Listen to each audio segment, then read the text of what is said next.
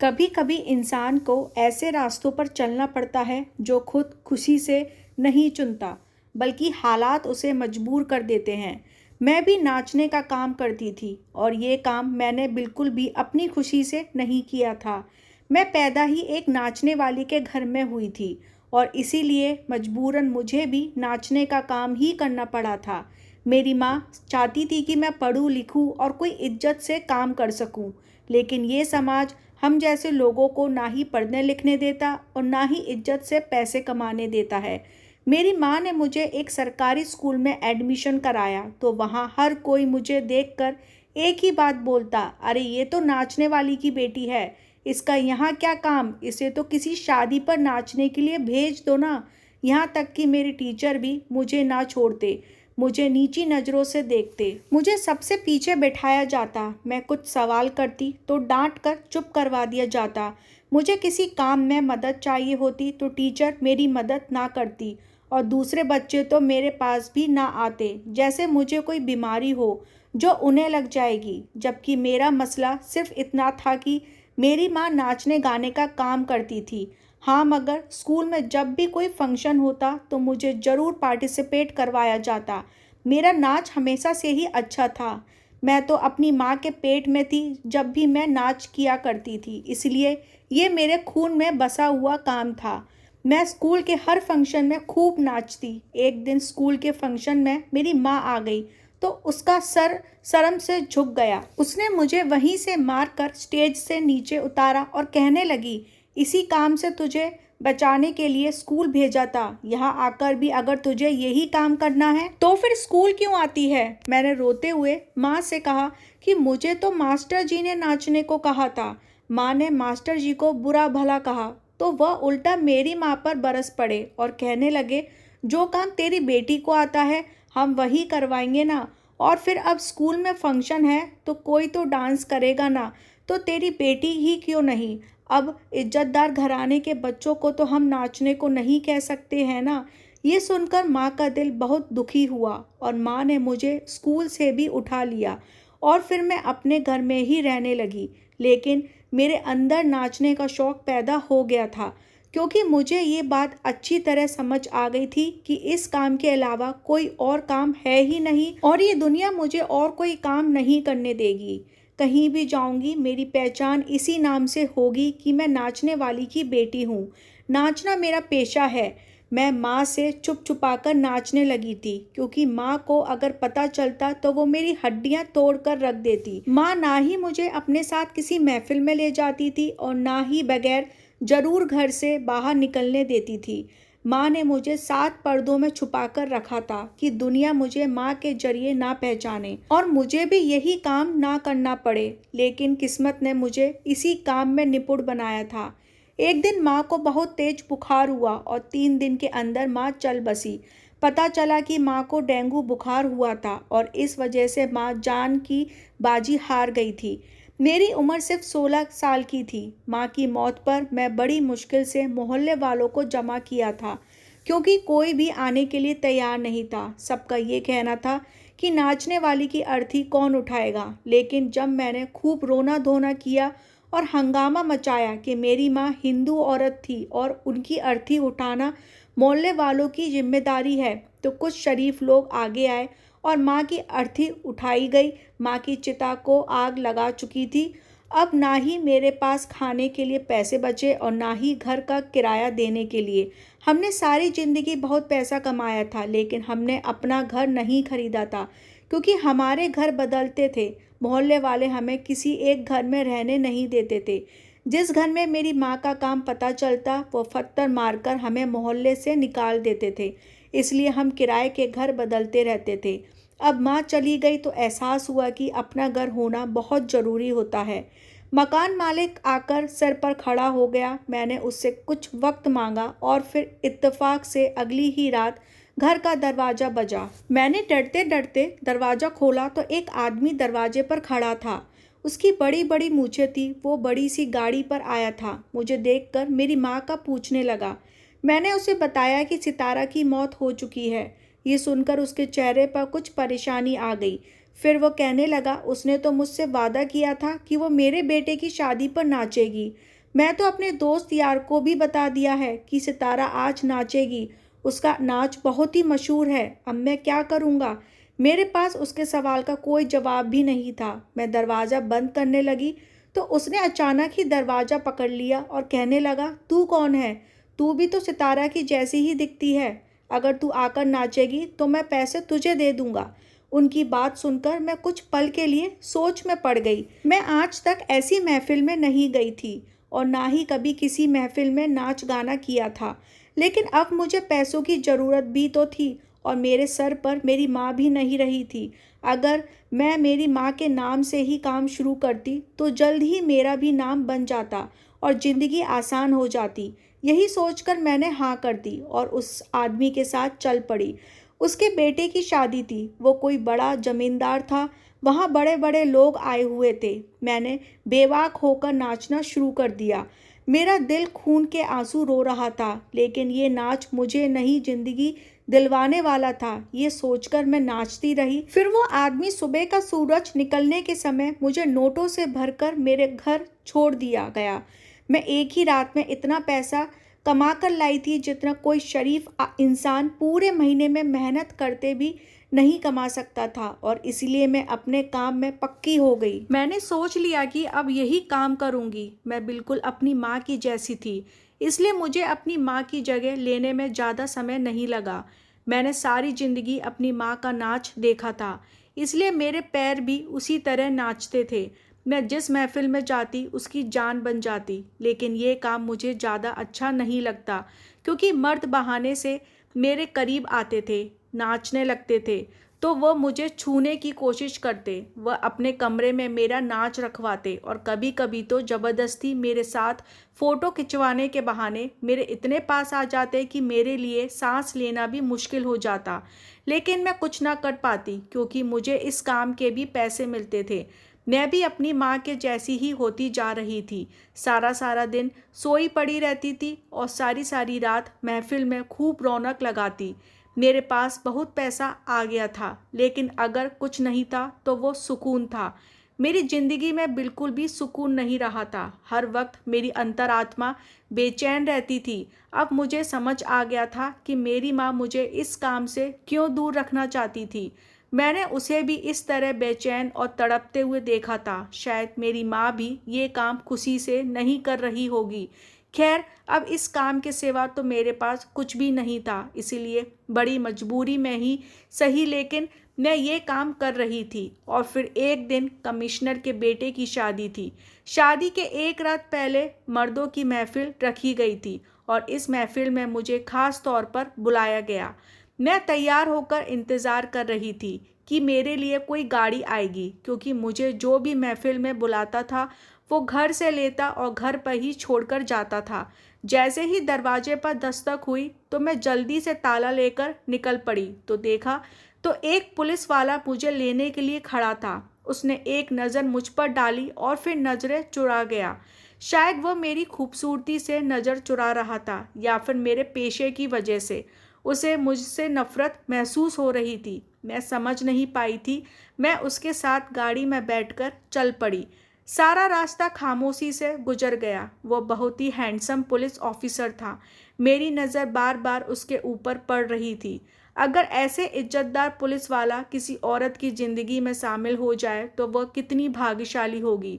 यही बात मेरे दिल और दिमाग में चलने लगी थी। एक पुलिस वाले पति के साथ तो औरत बड़ी ही सुरक्षित होती होगी। मैं तो बिल्कुल ही सुरक्षित नहीं थी। हर महफिल में न जाने कितने ही मर्द मेरे साथ ऐसा कुछ कर जाते, जिसे बताते हुए भी मुझे शर्म आती थी। मैं महफिल में पहुंची तो मुझे देखकर हर कोई तालियां बजाने लगा। हर तरफ से सीटियों की आवाज़ सुनाई देने लगी।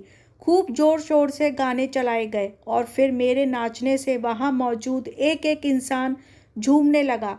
लेकिन अगर कोई इंसान चुप था तो वह पुलिस ऑफिसर था, जो काफ़ी दूर खड़ा बस मुझे ही देख रहा था। लेकिन ना ही उसके चेहरे पर कोई खुशी थी और ना ही कोई जोश।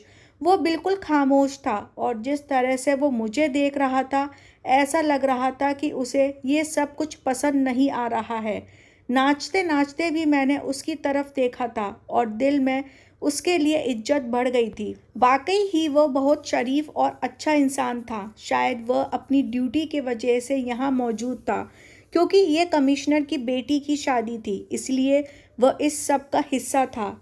ऐसे ही सुबह हो गई और फिर जब वो मुझे छोड़ने के लिए मेरे घर तक आया तो मुझे उतारते हुए कहने लगा कि आप बहुत खूबसूरत हो, आपको ये सब शोभा नहीं देता।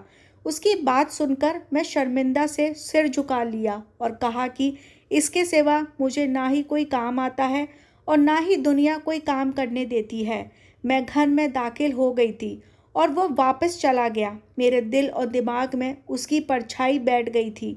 मैं सोच रही थी क्या पता अब मैं कभी उसे देख सकूंगी या नहीं। और फिर अगली ही शाम मेरे दरवाजे पर दस्तक हुई तो मैंने देखा कि फूलों के गुलदस्ते के साथ कीमती उपहार था। मैं हैरान हुई कि ये किसने भेजा है और जब खोलकर देखा तो उसमें कार्ड था। हिंदी में लिखा था कि आप पर ये चीज़ शोभा देती है लेकिन महफिल में नहीं। अकेले में खुद व खुद मेरे चेहरे पर मुस्कुराहट फैल गई थी, क्योंकि इन शब्दों ने मुझे बता दिया था कि ये उपहार किसने भेजा है। मेरा दिल खुशी से खिल उठा। ऐसा लग रहा था कि जैसे मेरी बंजर जिंदगी में बाहर आ गई। मैंने उसको उठाया। वो पायल थी। मैंने जल्दी से उसे अपने पैरों पर पहन लिया। काश कि ये इंसान मेरी ज़िंदगी का हिस्सा बन जाता और हमेशा के लिए मुझे अपना लेता। मैं दिल में ये प्रार्थना की थी और शायद प्रार्थना कबूल होने का ही कोई पल था, क्योंकि उस दिन के बाद से इस तरह के उपहार आना शुरू हो गए थे। और फिर एक दिन वो खुद चला आया। उसे देखकर मेरी खुशी की सीमा ना ही रही थी। हम दोनों की मुलाकातों का ना रुकने वाला सिलसिला शुरू हो गया था। वो चाहता था कि मैं इज्जत की ज़िंदगी गुजारूं और इस नाच गाने से निकल जाऊं। मैं भी यही चाहती थी, इसलिए मैंने उससे शादी की बात की और वो शादी के लिए तैयार हो गया। मेरे लिए इससे बढ़कर और क्या हो सकता था कि मुझे हमेशा के लिए सुरक्षा मिलने वाली थी। और फिर एक दिन उसने चुपके से मुझसे शादी कर ली। मैं अब उसके घर जाना चाहती थी और इज्जत की ज़िंदगी गुजारना चाहती थी। उसने कहा कि वो अगले ही दिन मुझे अपने साथ ले जाएगा। मैंने अपना सारा घर लॉक किया, कुछ ज़रूरी सामान रख लिया और उसका इंतज़ार करने लगी। रात के अंधेरे में वो मुझे लेने के लिए आ गया था। वो मुझे लेकर एक बहुत दूर दराज इलाके में पहुंच गया। वहाँ एक छोटा सा घर था। मैं उसके अंदर दाखिल हुई तो कुछ हैरान हुई, क्योंकि वहाँ कई सारी लेडी पुलिस बैठी हुई थी। घर के अंदर लेडी पुलिस को देखकर मैं हैरान रह गई। मेरे पति तो मेरे पीछे अंदर ही नहीं आया था। वो गाड़ी लॉक करने के लिए रुका था। वो पुलिस वाली औरतें मुझे ज़बरदस्ती एक कमरे में लेकर गईं और फिर मेरी जान निकल गई। मेरी चीखों से सारा घर गूंज उठा। 2 घंटे मैंने तकलीफ से गुजारे थे। मुझे समझ नहीं आ रहा था कि मेरे साथ ऐसा क्यों हुआ। मैंने तो अपनी खुशी से अपने आप को सुरक्षा देने के लिए पीयूष से शादी की थी, लेकिन ना जाने वो कहाँ चला गया था। मुझे इन औरतों के सहारे छोड़ गया था। औरतें मुझे टॉर्चर कर रही थी और मुझसे ऐसे सवाल कर रही थी जिनके जवाब मेरे पास नहीं थे। मैं उनके किसी भी सवाल का जवाब नहीं दे सकी। तो उनमें से एक लेडी इंस्पेक्टर ने किसी को फ़ोन मिलाया और कहने लगी, पीयूष, ये लड़की इतनी सीधी नहीं है। तुम इसे मासूम कह रहे थे। ये जुबान खोलने को भी तैयार नहीं है। हम इस पर हर तरह का टॉर्चर कर चुके हैं। अब तुम आकर इसकी जुबान खुद खुलवाओ। इस औरत के मुंह से पीयूष का नाम सुनकर मेरा माथा ठनका और मैं सोचने लगी कि पीयूष आखिर मुझसे क्या चाहता है। उसने मुझसे शादी क्यों की थी? मुझे तो लगा था कि वो मुझसे प्यार करता है, इसलिए उसने मुझसे शादी की है। मगर अब मुझे समझ आ रहा था कि असल बात तो कुछ और ही थी। पिछले 2 घंटे से वो औरतें मुझे जिस तरह के सवाल कर रही थी, मुझे उनका जवाब नहीं मालूम था। और अगर पीयूष भी मुझसे यही जानना चाहता था तो मैं उसे भी कोई जवाब नहीं दे सकती थी। कुछ देर गुजरे कि कमरे का दरवाज़ा खुला। पीयूष अंदर दाखिल हुआ और उसने उन औरतों को बाहर जाने का इशारा कर दिया। वह 6 की 6 औरतें बाहर निकल गईं। पीयूष मेरे पास आकर बैठा और कहने लगा कि तुम्हारे साथ कुछ भी गलत नहीं करना चाहता। अगर तुम इन औरतों को सीधी तरह से हर बात बता देती तो तुम्हें इतना टॉर्चर बर्दाश्त नहीं करना पड़ता। मैं तुमसे सच में प्यार करता हूँ, तुम्हें दर्द में नहीं देख सकता, इसलिए यहाँ से चला गया था। लेकिन मुझे नहीं मालूम था कि तुम इतनी जिद्दी निकलोगी कि उनके किसी भी सवाल का जवाब नहीं दोगी। मैंने रोते हुए पीयूष से कहा, तुमने मेरे साथ धोखा किया। शादी के नाम पर तुमने मुझे इन औरतों के हवाले कर दिया। ये क्या पूछना चाहती है? मुझे सच में नहीं पता है। मैं नहीं जानती कि वो कौन सा राज है जो ये मुझे उगलवाना चाहती है। मैं तो इज्जत की ज़िंदगी गुजारना चाहती थी, इसलिए तुम्हारे प्यार में खुद को तबाह कर बैठी। लेकिन तुमसे अच्छे तो वो मर्द हैं जो मुझे पैसे देकर नाचने के लिए बुलाते थे। कम से कम वो मेरा भरोसा तो नहीं तोड़ते ना। मेरी बात सुनकर पीयूष कुछ पलों के लिए चुप हो गया। मेरे जख्मों से निकलते हुए खून को उसने अपने हाथ में पड़ा रुमाल से पोंछा और कहने लगा कि मैं सच में तुमसे प्यार करता हूँ, लेकिन अपने फ़र्ज और जिम्मेदारियों के वजह से मजबूर हूँ। मुझे तुम्हारे पीछे इसलिए लगाया गया था ताकि मैं तुमसे वह राज हासिल कर सकूँ जो राज तुम्हारी माँ ने मरने से पहले हमें नहीं बताया। लेकिन तुमने भी अपनी माँ की तरह ही बहुत पक्की हो। मैंने पीयूष से कहा, मुझे सच में नहीं मालूम कि तुम लोग किस फाइल की बात कर रहे हो।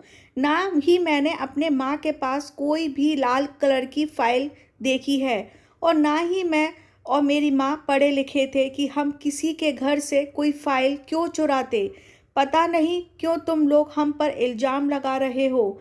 हम नाचने वाली ज़रूर हैं मगर चोर नहीं हैं। मेरी बात सुनकर पीयूष हंसकर कहने लगा, तुम्हारी माँ इतनी सीधी नहीं थी जितना कि तुम कह रही हो। वो बहुत ही शातिर थी। बड़े बड़े लोगों के घरों में नाचने के लिए जाती थी और उनकी कमजोरी को अपनी मुट्ठी में दबा लेती थी। ऐसी ही एक वक्त में उसने मिनिस्टर के घर से बहुत अहम फाइल चुरा ली थी। शादी के घर में कोई और उस पर नज़र न रख सका और वो इतनी अहम फाइल चुरा कर भाग निकली। उस फाइल में बहुत अहम और खुफिया दस्तावेज है जो सरकारी है। अगर वो फाइल नहीं मिली तो बहुत मुसीबत होगी, इसलिए हम वो फाइल ढूंढने की कोशिश कर रहे हैं। जिस दिन मैं तुम्हें लेने के लिए तुम्हारे घर आया था उस दिन मुझे पता चला कि तुम सितारा की बेटी हो, इसलिए मैंने जानबूझकर तुमसे मोहब्बत का ढोंग रचाया ताकि बातों बातों में तुमसे फाइल के बारे में मालूम कर सकूं। मैंने तुमसे बहुत बार पूछना चाहा लेकिन तुम हर बार ही बात को ख़त्म कर देती, इसलिए मैंने तुमसे शादी कर ली ताकि मैं तुमसे राज उगलवा सकूं। लेकिन अब ऊपर से दबाव बहुत ज़्यादा बढ़ गया है और हमें फ़ाइल के बारे में फ़ौरन जानना ज़रूरी है, इसलिए मैंने तुम्हें इन लेडी पुलिस ऑफिसर्स के हवाले कर दिया। अगर इन्हें हमारी शादी का ना पता होता तो ये तुम पर इससे भी ज़्यादा टॉर्चर करती और ये राज उगलवा लेती कि तुम खुद मुझे बता दो कि वो फाइल कहाँ है ताकि तुम्हारी जान छूट जाए और मैं तुम्हें अपने घर ले जाऊं। पीयूष ने बहुत मोहब्बत से मेरे गालों पर हाथ फेरा तो मेरी आंखों से आंसू टपकने लगे।